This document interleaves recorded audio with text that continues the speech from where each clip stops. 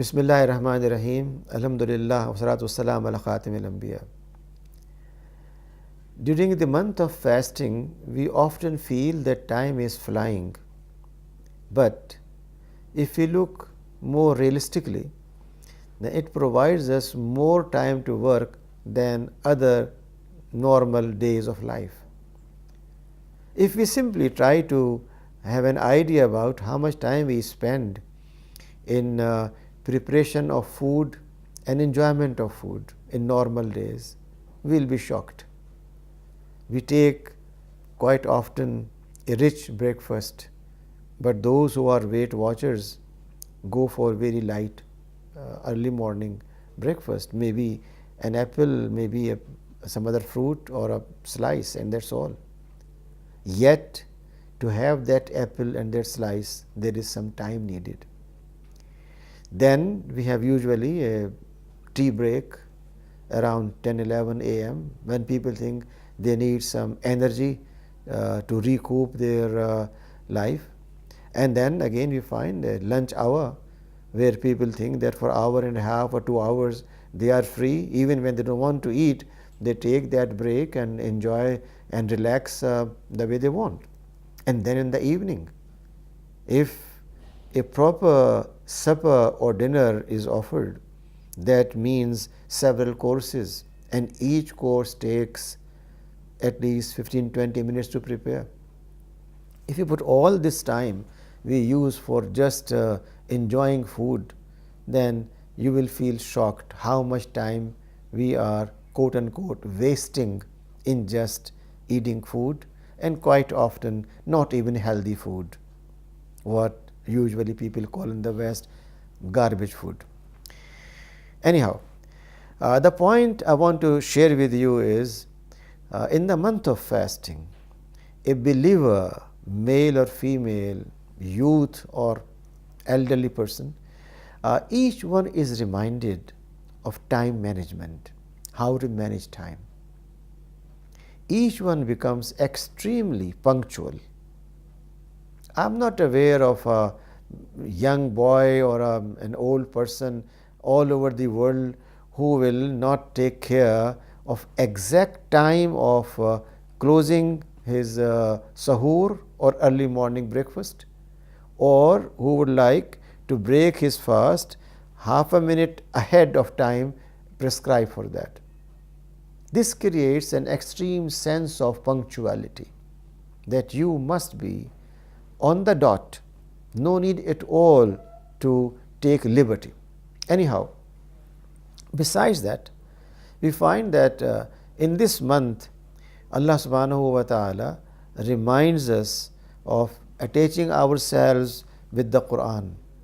And as all of us know, in Surah Al-Asr, Allah subhanahu wa ta'ala has reminded us about 4 very important things: our faith, our desire and responsibility to disseminate what is good and to stop what is wrong, and do good deeds, amal saleh, and at the same time to do it persistently. This month of fasting is actually a training for amal saleh, which is an integral part of Surah Al-Asr. But this amal saleh is done in a manner which also generates a sense of time management, resource management, wealth management. Therefore, people wait for this month, and before the month starts, make all possible calculations to ensure if they have some jewelry, if they have some real estate, if they have any bank balances, whatever assets they have, on those assets they want to give zakah in this month. Because the hadith tells us, if you make a fard, an obligation in this month, you get a reward of 70 fard or 70 obligations. Therefore, if they pay zakah in normal year, then they get reward for zakah, but here they get 7 times more. Similarly, not only zakah, but in this month they try to find out who are people their relatives who should get some sadaqat. Sadaqat are not charity in the sense of giving to those who are in distress, and then when you give that, you save yourself. It's not like that. Sadaqah means a gift given with truth and honesty, and therefore a wife can give sadaqah to her husband, and a husband can give sadaqah to an uncle, to a cousin, to a friend, or anyone. Similarly, the Quranic term infaq, or giving in the way of Allah, is done in this month, and for every single activity people try to take it very seriously. Therefore, calculations in this month become very much important. In this month, we manage our time in a way that about an hour before sunrise, we finish taking early morning breakfast, and we start moving towards mosque or masajid, where we want to make our Salatul Fajr by congregation. And when we finish that, we usually sit and read the Quran or listen to a Quranic discussion, and after that come back and still have plenty of time to prepare for leaving for an office which may be 70 miles away from your residence, and yet you can make it very easily because we wake up early. Waking up early is a habit that is not only good for human beings, but if we look around, that we find that most of the animal world and birds, even plants, they wake up very early, and they wake up by way of giving us different noises and sounds. And all those sounds and noises, if we want to decipher them, appear as if they are also praising Allah subhanahu wa ta'ala early morning. We start the day, and every single thing is counted towards the offering of prayers on time. Again, a time management exercise is done. When we are approaching our futur or iftar or breaking fast in the evening, then we find that everyone in family is looking on watch or looking on television to find out exact time when they should take first bite. It's not a matter of our choice. We cannot delay it nor make it early. Exactness is required, and that again gives a sense of time management. Having said that, let's try to find out some more aspects. It's not just punctuality, but time management essentially means how we prioritize our actions. Therefore, we call first things first. In 1 day schedule or in 1 month schedule, what are going to be my priorities? Do I have a plan? How will I study the Quran? How much portion I study every day? And by the end of the month, how much knowledge I should have earned? How much more I should have known about the Quran, about the Seerah? Did I plan in this month to pick up a recent book on the life of Prophet, peace be upon him, or on Sahaba, or on any aspect of Islam, and try to increase my knowledge, which is the purpose of this month? During this month, did I change my overall priorities? Do I live all my life for one single objective of accumulation of wealth? That becomes my objective of life. That's my priority. Therefore, if I am losing money, I have panic, concern, and stress. If I am gaining money, I have pleasure and enjoyment. Is that my priority? Or sometimes we find that people are more concerned about their professionalism, and they think that if they are becoming best lawyer, best medical doctor, best police officer, best teacher, best artist, and so on and so forth, then they have achieved the life goal, life objective. Should that be our top priority? If I have my top priority to make a machine which will be useful for industry, but while I am working on it, I come across my parents are old and sick and need my attention. What should my priority? To leave them aside and send them to a senior citizen home where they receive mechanical care, or give them that warmth, that love, that concern which they gave me when I was a child? What's my priority? Time management means prioritization, and therefore in the month of Ramadan we review our priorities. Should our priority be accumulation of wealth, or just professionalism, or glamour, that you are visible on TV screen every evening in a glamorous dress, every evening full with jokes, entertainment, and every child in the country knows my name as a person who gives entertainment every evening?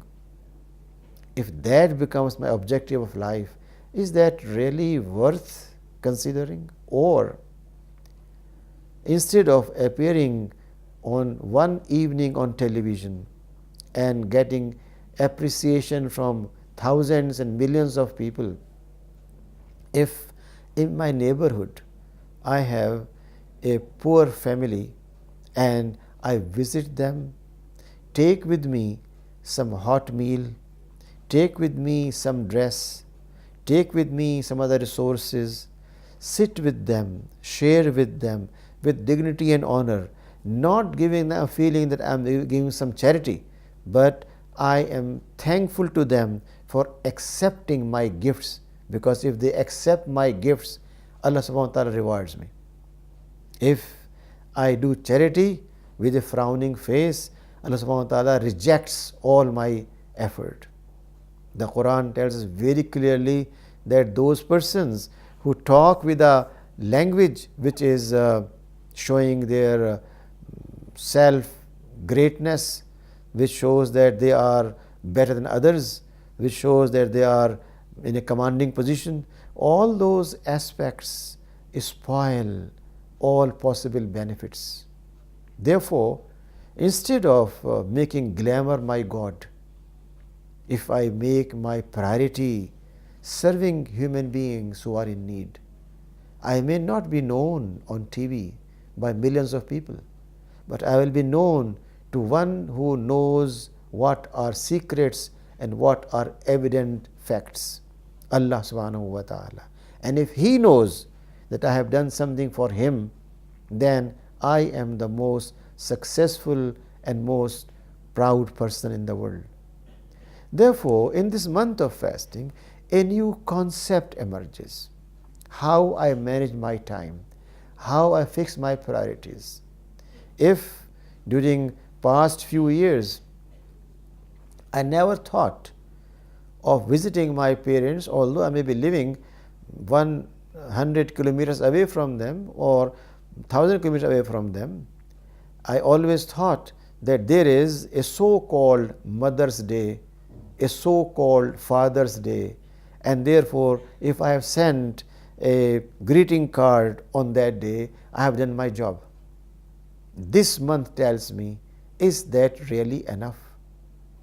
Have I returned that favor which my mother or father did to me when I was unable to move on my bed, when I was a newborn baby, or when I was a toddler and had no idea how to climb stairs, and had no idea how to run a bike or drive a car, and was in need of food and care and cleanliness. Whether I needed that during daytime or mid of the night or early morning, irrespective of time, I was given 24-hour care by my parents. Can I return that one night by serving them all my life? Or even when I have served all my life my parents, listened to them, obeyed them, and did what pleases them, even then I may not have returned what they did to me. That means a transformation of priorities. What is my priority? Where do I put my parents? Where do I put my family? Where do I put my neighbor? Where do I put those human beings who may not be in my own country, but who are away, 1,000 miles away, yet they are in need? And as a human being, as a Muslim who is commissioned by Allah subhanahu wa ta'ala to help mankind, as a Muslim who is supposed to respond to call of people who are in need, maybe thousands of miles away, have I done my duty and job? Did this thing strike me? Do I feel a priority for it? If I don't prioritize all these things, then I am just wasting my time, although I am fasting for one whole month. Fasting for one whole month or fasting for a day without serving the purpose is just keeping oneself hungry and thirsty.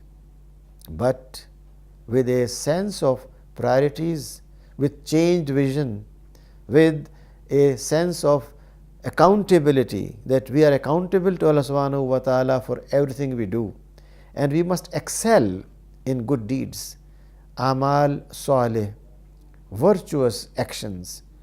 With this approach, if we live in the month of Ramadan and every day we have a list of priorities. Today, who should be my first priority, and what should I do in early morning? What should be my next priority?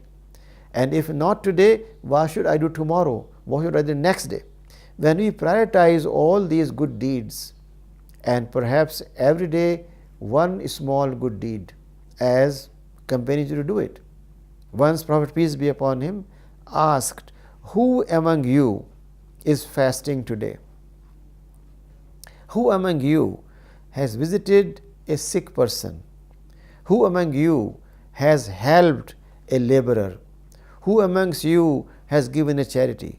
And for each question someone answered, and mostly the answers were given by Hazrat Abu Bakr, who became the first caliph after the Prophet passed away. This was not a matter of letting people know who is more pious. It was a matter of persuasion. It was a matter of telling people how they should manage their time. If Abu Bakr in his normal life, and even when he was the head of state, manages his time in a way that before sunrise he visits in neighborhood an old lady who was blind and milks his goat for her and cleans her home, and then comes back to his official work as head of state. Then this time management shows what was his priority. His priority was serving people who are Allah's servant. And therefore, Islamic understanding of time management is not confined to punctuality, but to those priorities where we give important stations to those who are in need, who need our attention, who are going to feel happy and confident when I come forward and do something good for them. Giving them dignity and honor, giving them independence, giving them support is what becomes my objective. Therefore, this whole month of fasting is a matter of looking into our priorities, rearranging them and making them aligned with the spirit of Ramadan, of Amal Saleh, of Taqwa, of Allah consciousness, of serving Allah's servants, serving humanity and mankind with a desire Allah subhanahu wa ta'ala may accept those efforts and may also multiply reward, because we do that in the month of Ramadan. Allah subhanahu wa ta'ala is extremely kind and compassionate. He looks towards his servants with love more than a loving mother. But what we need to do is, at the same time, do our responsibilities to the best of our capabilities. If we do that, we can always hope with confidence Allah subhanahu wa ta'ala is going to reward us in this life and life hereafter. May Allah subhanahu wa ta'ala give us true sense of time, value of time, and allow us utilize our time as a hadith tells us that Allah subhanahu wa ta'ala will ask everyone in the day of judgment, and no one will move out unless 5 things are questioned and answered. How did you live your life as youth? How did you use your energies? How did you earn? How did you spend? And how did you use your resources in benefit of people? Without answering these 5 important aspects, no one will move in the day of judgment. This again tells us that we need to prioritize our activities so we are successful in life in this world and life hereafter. Wa rabbil alamin.